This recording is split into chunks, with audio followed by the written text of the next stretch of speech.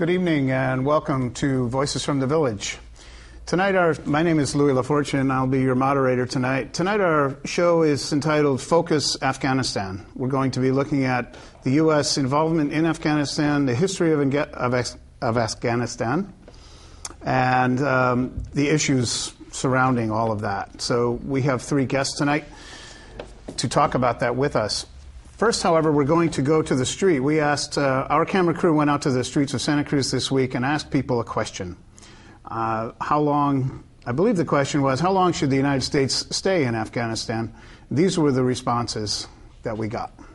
Hello and welcome to Voices from the Village Community TV. My name is Betsy Phillips. Our show tonight is about Afghanistan, and today I'm on the street asking people, how long do you think we should continue the war in Afghanistan? Which vendetta is over, so why are we continuing? Honestly, that's how I feel about it. I think we need to get out. I think the war has gone on too long for completely unjust reasons, and I think that innocent civilians are dying and our troops are dying, and I think it's time for them to come home. I think most people know that we need to get out. We should leave. I think we should protect the people that are there, and I think that it's not our fight. You know, I think it's been going on forever.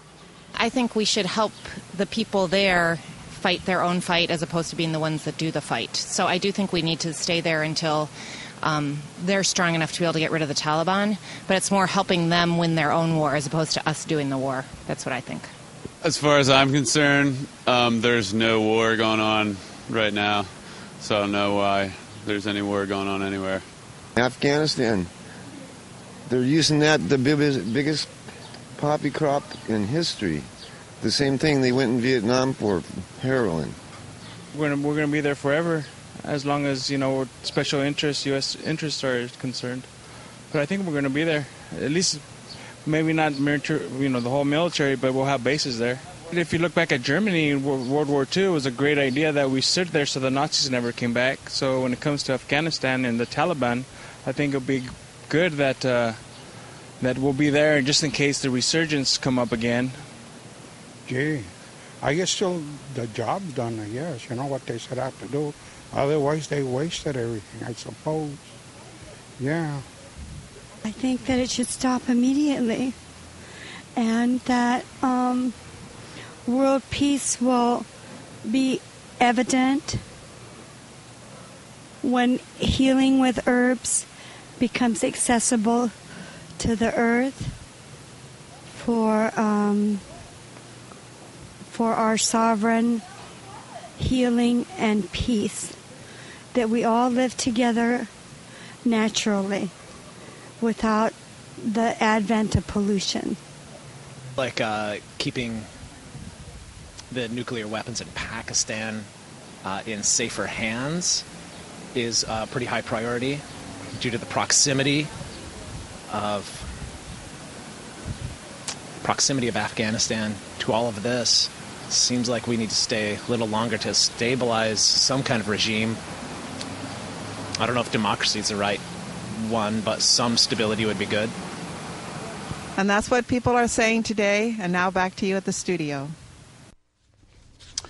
And thank you to Betsy Phillips and Tony for shooting those street interviews. Tonight we're going to be looking at Afghanistan. Afghanistan's history is a long and violent story of invasion and resistance. From the Greeks under Alexander the Great through the Mongol invasion of the 13th century, the British Empire in the 19th century, the Soviet Union, and now the Americans, Afghans have suffered and have driven out those who seek to dominate their land. Today, the United States is increasing its military presence there. As he withdraws uniformed personnel from Iraq, President Obama is sending additional troops to Afghanistan. Violence has increased recently, especially civilian deaths, as the U.S. increasingly uses air attacks against the Taliban fighters. On May 4th of this year, U.S. bombs killed 130 civilians in Farah, according to Afghan President Hamid Karzai.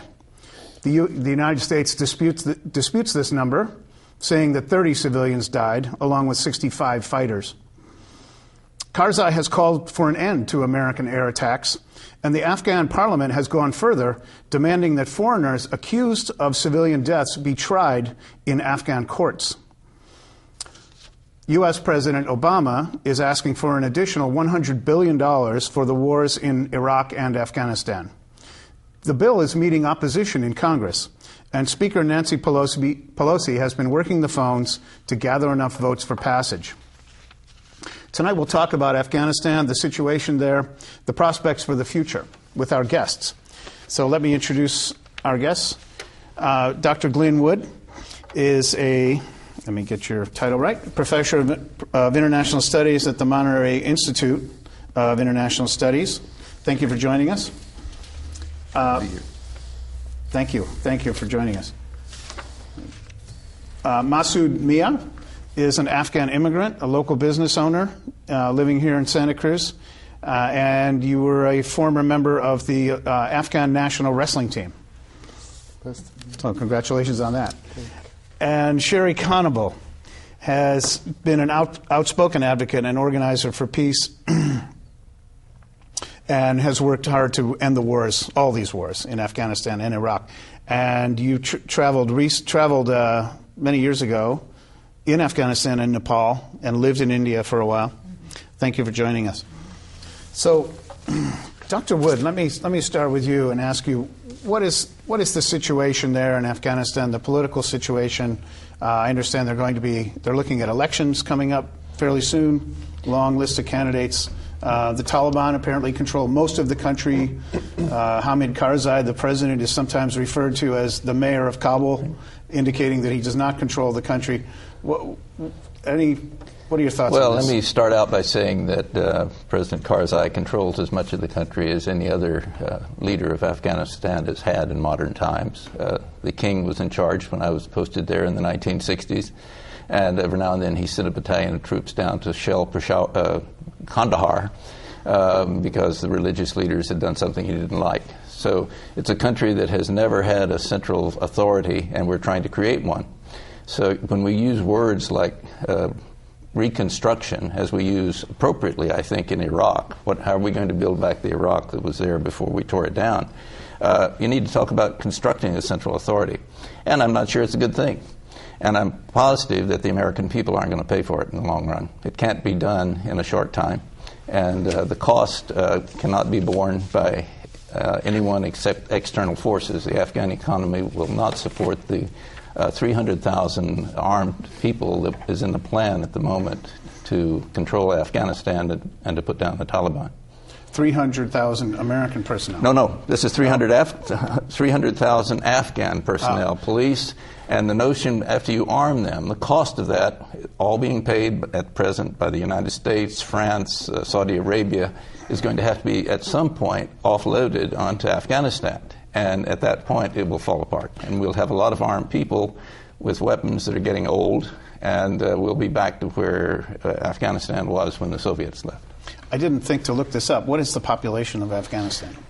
Somewhere around 25 million, but no one really knows. And do you count the people who are on the border regions that go back and forth regularly? The last number I saw, to give you an idea of the inaccuracy of statistics, the American Embassy in 1962 estimated that the Afghan population was between 10 and 15 million people. And that's a rather large margin of error. Yes, and it is. It's a little better now because we have satellite photos that you can do magical things with. But the number is somewhere out there about the same size as Iraq, and basically with a country that's much larger and a country that has much less natural resources or agricultural products or any mode of producing a high standard of economy to support the hardware that we're offloading at the moment.